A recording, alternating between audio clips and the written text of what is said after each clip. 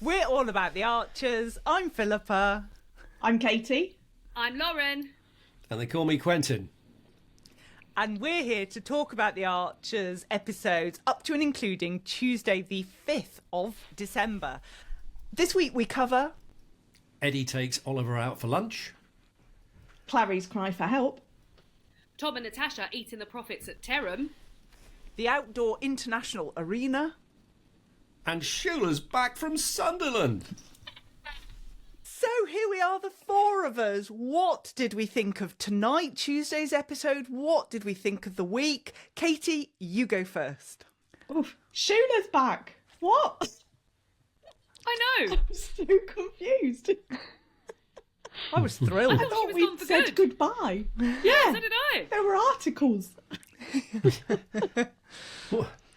And she wasn't even in the cast list, which I thought was interesting. So they did want to surprise us. Oh. Love it. Well, I thought maybe she would just be at the end of a phone. But there she was this evening, wasn't she?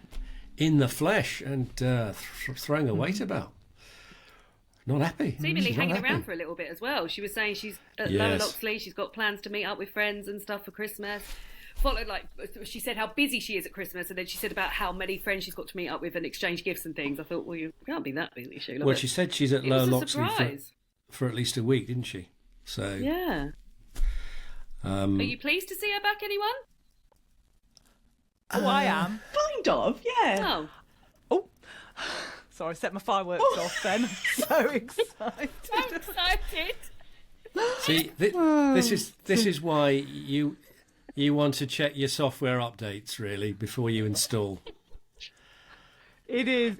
For people that are listening to this, well, it's just worth going to YouTube to see all the different effects that I can do on my screen. But anyway, yes, I was very pleased to hear Shula because, yes, she's irritating, but it's also wonderful to have her. And I love the way she was talking about all that she's doing when she was talking to Justin last night, who wasn't interested at all, but just trying to stir things. So, yeah, I was very happy to hear her. But does this mean the actress has changed her mind and wants to come back in? I mean, it suggests... It's odd, isn't it? Has it been a worthy departure to then be back? I don't feel like it's been that long.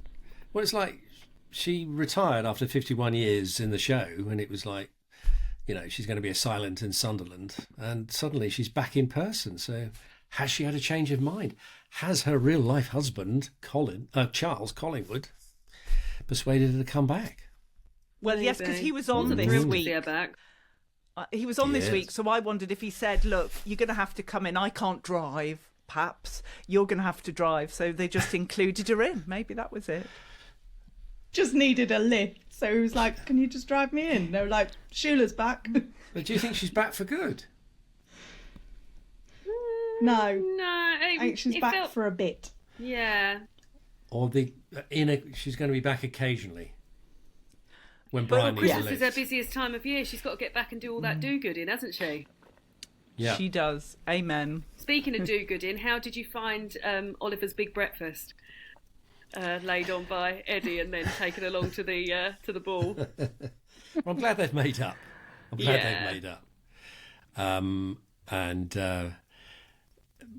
It all came off from Clarrie's implosion yesterday, which I thought was genuinely dramatic. I thought that made me feel really sad. Well, I thought it was really heartfelt, and I felt actually the actress who plays her, I felt heartfelt from the actress as well. I always felt, for years I've been this downtrodden character, and I've had enough. And Clary certainly had enough. And it was sad and very moving, I thought. This poor woman who just says, I'm sick of my life. Always scraping around. They never quite get there with what they need. Well, a question I did have is when Eddie and Oliver were talking about where they might end up living, they mentioned an almshouse. What's an almshouse? They were sort of workers' cottages back in the day. Right. they were also, I'll probably be corrected, but they were either workers' cottages or social housing, as it was then, for the poor. I think you heard of the phrase "arms for the poor" and all that. Yeah. So I think it ties in with all that. So it was a sort of type of social housing, which now sell for about £500,000 down in Cornwall. Oh, well, I'm sure they've got that nipping around down the back of the sofa. I think they have to be run by a charity now, and you have to still pay a rent. Right. We've got them quite locally to us, but there is a waiting list as long as you're armed to get in on them, because obviously they're very popular, and some of them are lovely, lovely communities. So they've got high hopes to get on there, and who's going to let them move in with all the ferrets? So they do still exist, do they, with the original purpose, Philippa? Oh yeah, locally they're even building more. The charity that's involved with them building more almshouses. So good, right? So there we go. Interesting. Any other faves? Eddie thought it was a good idea anyway, so he's off to get an almshouse. Yeah, a bit like the allotments in Ambridge. I mean, there's a waiting list as long as you're on for allotments in most parts of the country, but Ardle turns up and gets an allotment. I mean, you just turn up and get an almshouse in Ambridge, just like that. With a separate Ambridge ferret magic. wing. Yeah. Yeah. I quite liked Fallon and Emma making a note of what Tom and Natasha are chowing down on in Terum. Just making a little note, just a little ham salad roll. Yep, that's on there. Plain flapjack. Make a note of that, and then it's going to be delivered to them at the end of the month. I'm quite looking forward to that. Can't wait for that bill to come through. Yeah, that's going to be fun, isn't it? For me, the line of the week came from Tom. I wish someone would pay me to go to Brazil, and so do 5 million other people. It's prompted several crowdfunding offers I noticed on various platforms. So, please, off you go, Tom. Yeah. Oh, here's the bill as well. Here's your tab before you go. Katie, what about you? What were your other faves of the week? That was pretty much the same. I had the Emma noting everything that Tom and Natasha take from Terum. And then I'd started to write under faves. I'd started to put about Clary, kind of saying that she was sick to death of all the idiotic ideas and everything. I was like, oh, bravo. And then it just went to a bit of a flop because I just really felt for her. So it kind of went between the two because I was just really felt for her. It was a bit heartbreaking. You just wanted to help her. Yeah, I loved hearing Shula just for a change. I know it'll wind lots of people up, but I loved Justin pretending to be interested in what she's getting on with. I was interested in Peggy moving to the Laurels. Is she taking Ted's room? Now Alan's killed Ted, is Peggy able to take Ted's room? I thought that might be it. I did like when Brian said to Kate, I'm going to go and talk to Peggy, not you. He was very firm with Kate. And I like that because Jenny Darling would have been, oh, darling, encouraging her to be selfish. And I did like that change now that Brian's sort of holding her to account a little bit more. Yeah. I still don't get it. Oliver is selling 1/5 of the land. He is keeping 4/5 of the land. Their lives are not over. There is more land there for everybody and everything. Okay. Yeah. Brian was one of my faves this week. Well, yeah. Absolutely. When he said that the thought of the agricultural show sounded positively disgusting, I thought, I'm there with you, Brian. I agree. Yeah, it was great. Picking up on that, Lauren, Kate said to him, you're really very funny, Dad. You'll kill the audience. And his reply was, I'd kill not to be in it, which I thought was a good line. He said it so under his breath as well. He really meant it. And his other good lines, I thought, when he was talking to Kate about Stella, he said, Stella's on a strict warning never to use holistic again. Great. Yeah, he was great. And the way he just treated Kate as a spoilt little brat, didn't he? Suddenly she was a little girl again, wasn't it? No, you're staying here. I'm going to go and talk to Peggy. So spoiled. Her and George, considering the age difference between the pair of them, the just thinking about themselves instantly. It's just the first thing. So George with the sale of the land, Kate with Peggy moving to the Laurels, just instantly just thinking about themselves. And I just thought, ugh. Yes, and a little stroppy payoff to round off Sunday. She should stay in her own home, and I'm going to do whatever it takes to make that happen, said Kate. Cue music. I mean, I love Kate. I people loathe her. I think Kate's fantastic because she turns up, she stirs everything up, everybody gets riled. She can be very funny at times, I'm riled. and then she goes away. She goes away, but she's good value. It's never Katie, a dull you don't scene, like her, as do I you? always say with Kate. She's never a dull scene. Not with a her. fan. No, No, not at all. it was the whole. I actually wrote about the fact that she just put, "What about me?" It's like, Yes. oh, shut up. She's dreadful. She's entertainingly dreadful. So, Katie, as you are a Lillian fan, what did you think about this change of idea from horse spa to outdoor international arena? Well, I still think one of the funniest things is the horse walker. Because in my head, I've got a horse in a giant baby walker. Like, you know, one of those round ones that's got all the toys and everything around it. So there's a horse, like, stuck in that, just waddling around. That's my horse walker anyway. So, yeah, this international arena is just going to be wonderfully jazzy. I'm loving her and Justin. It's so good. I love it when they get all a bit bickery and everything. They're I'm so just hoping Matt deceitful to each Crawford other, comes aren't back. they? They're so Well, there's so much yeah. underlying crossness going on. The way she said Justin at the end of today's episode, she's like, Justin, with such venom. I thought, oh God, he's gone that too man far. has It's like, gone. yeah. That man has gone too far this time. Cue music. I didn't like how she spoke to Alice either, you know, before she realised that she'd gone off on the she wrong just thing. assumed. She was really cross and mean with Alice. Yeah, yeah. she was. Oh, I bet she's Lillian. Can She's we just focus on the food for a moment, because we have avoided Please. that. No, Quentin's tried to avoid it. So on my list, I have his camera on. Quentin. He's gone to get himself a Rainer. cuppa.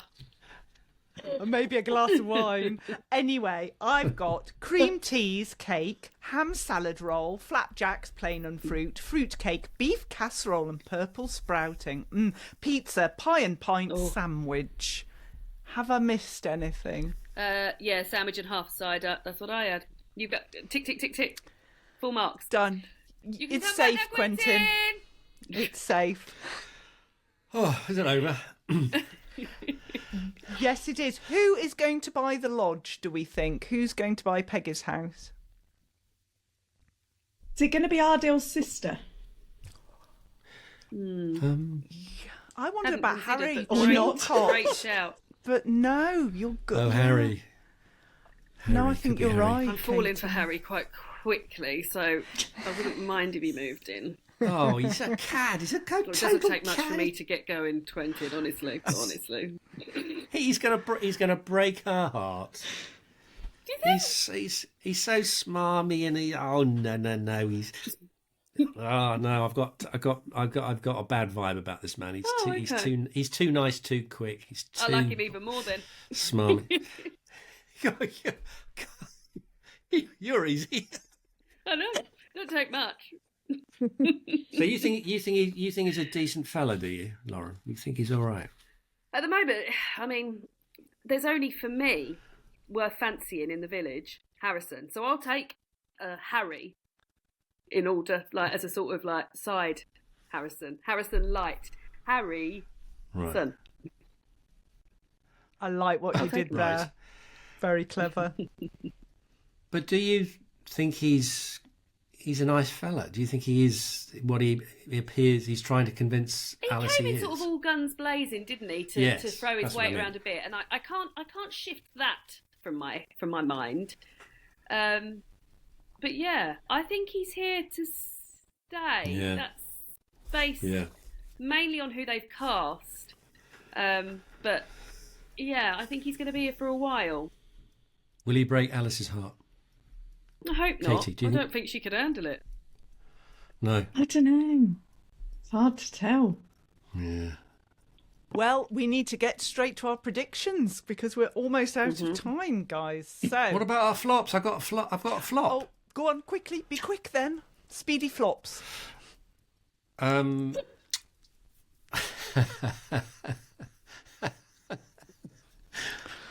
Right.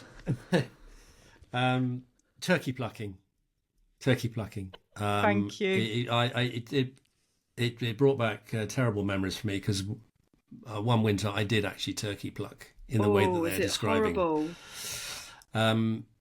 Well, it wasn't very nice, no, and it was December 1978, and I know that because Rod Stewart's "Do You Think I'm Sexy," which is obviously a rhetorical question in terms of me, was number one.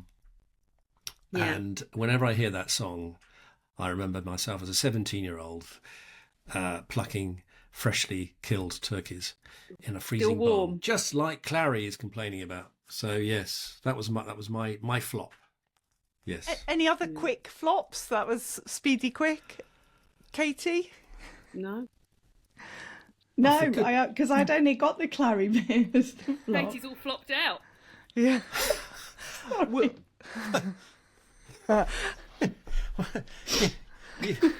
You Yes, Quentin?